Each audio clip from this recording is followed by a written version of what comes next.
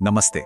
सोचिए, 1 अप्रैल 2026, एक ऐसी तारीख जो इंडिया के पूरे फाइनेंशियल सिस्टम को बदल कर रख सकती है।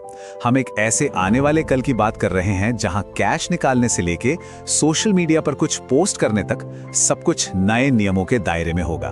तो चलिए आज इसी को समझते हैं कि ये बदलाव क्या है और इनके बारे में जानना क्यों इतना जरूरी है। जरा सोचिए, क्या सोशल मीडिया पर डाली गई एक फोटो की वजह से इनकम टैक्स डिपार्टमेंट का नोटिस घर आ सकता है? सुनने में थोड़ा अजीब लगता है ना? लेकिन आज के डिजिटल जमाने में ये सवाल बहुत अहम हो गया है। और इसका जवाब है हाँ, बिल्कुल।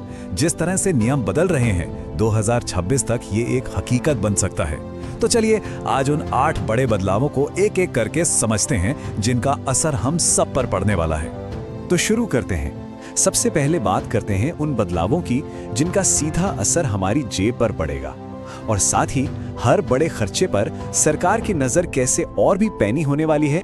तो सबसे पहला और बड़ा बदलाव है एटीएम और यूपीआई से कैश निकालने को लेकर। देखिए, पहले क्या होता था कि एटीएम कार्ड से पैसे निकालने की फ्री लिमिट्स अलग होती थी और यूपीआई से निकालने की अलग, लेकिन अब इन दोनों को एक साथ मिला दिया गया है। मतलब अगर महीने की 5 फ्री ट्रांजैक्शन की लिमिट है तो चाहे कार्ड से पैसे निकालें या क्यूआर कोड स्कैन करके, दोनों उसी 5 की गिनती में शामिल होंगे।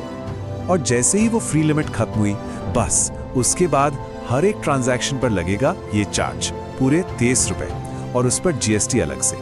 ये पैसे सीधे अकाउंट से कटेंगे, इसलिए अब हर ट्रांजैक्शन का हिसाब रखना बहुत जरूरी हो गया है। अब आते हैं निगरानी पर। आने वाले समय में हर बड़े खर्च की रिपोर्टिंग सीधे इनकम टैक्स डिपार्टमेंट को की जा सकती है।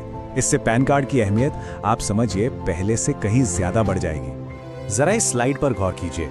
अगर किसी सेविंग अकाउंट में साल भर में कुल मिलाकर 10 लाख रुपए से ज्यादा कैश जमा हुआ या निकाला गया तो उसकी रिपोर्ट अपने आप इनकम टैक्स डिपार्टमेंट को चली जाएगी।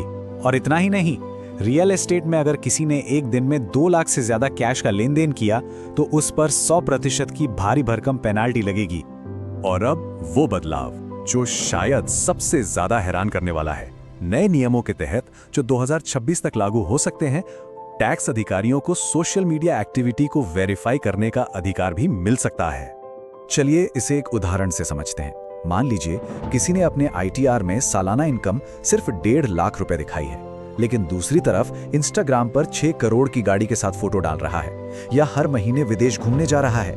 अगर सोशल मीडिया की जिंदगी और आईटीआर में इतना बड़ा फर्क दिखा तो इनकम टैक्स डिपार्टमेंट सीधा नोटिस भेजकर पूछ सकता है कि भाई इसका सोर्स क्या है। चलिए अब कुछ अच्छी खबरों की भी बात कर लेते हैं।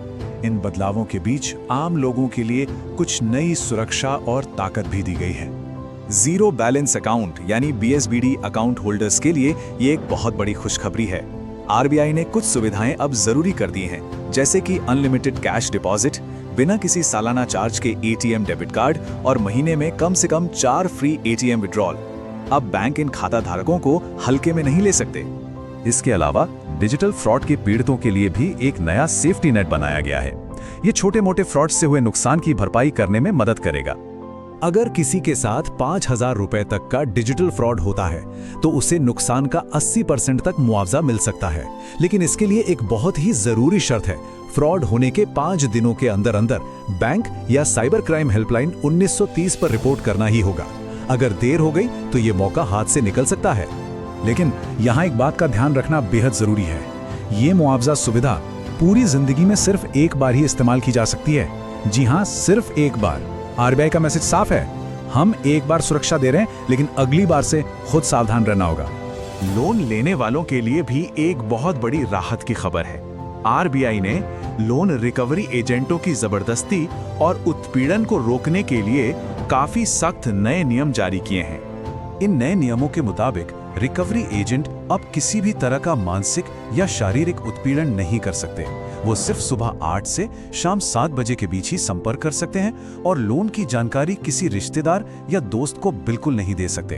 अगर कोई बैंक इन नियमों को तोड़ता है तो उस पर भारी जुर्माना लग सकता है।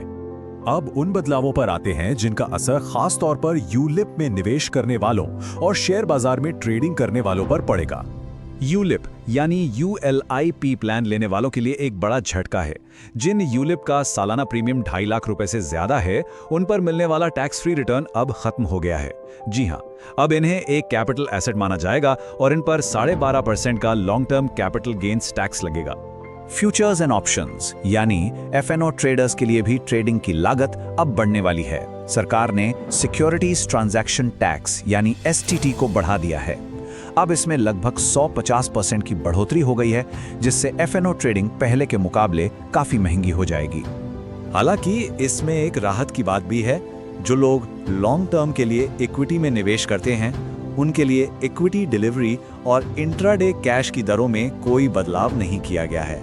ये टैक्स की बढ़ोतरी सिर्फ FNO ट्रेडर्स को ही प्रभावित करेगी। तो इतने सारे बदलावों को देखने के बाद सवाल उठता है कि अब किया क्या जाए।